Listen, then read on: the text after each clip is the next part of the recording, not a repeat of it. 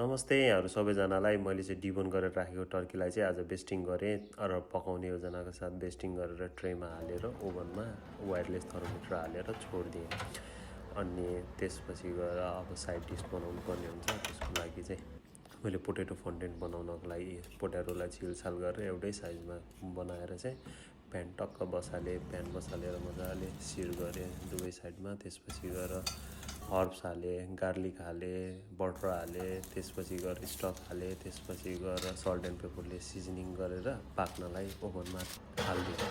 ओभनमा हालिसकेपछि पाक्यो, निकालेर रेस्ट हुन राखिदिएँ। त्यतिखेरसम्म चाहिँ मेरो रोस्ट पनि राम्रोसँग पाकिसकेको छ। पाकेपछि निकालेको रोस्टलाई निकालेर साइडमा चाहिँ 20 मिनट जति रेस्टिङ होस् भनेर छोडिदिएँ। सुन्नुहोस् त राम्रो साउन्ड आउँछ सिजनिङको। अनि त्यसपछि गएर यता ससमा चाहिँ अहिलेको पाकेको हाललाई फेरि पाक्न हालेँ। पाक्यो, निकालेर चाहिँ रेस्ट हुन छोडिदिएँ। अब चाहिँ प्लेटिङ गर्ने टाइम आयो। प्लेटिङ गर्नलाई चाहिँ मैले भेजीहरूलाई ब्लान्च गरेर राखेको थिएँ।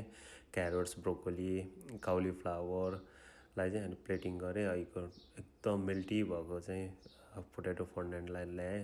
रोस्ट हेरेको जुसी भएछ, स्लाइस गरेँ मिडियम 2 स्लाइसमा।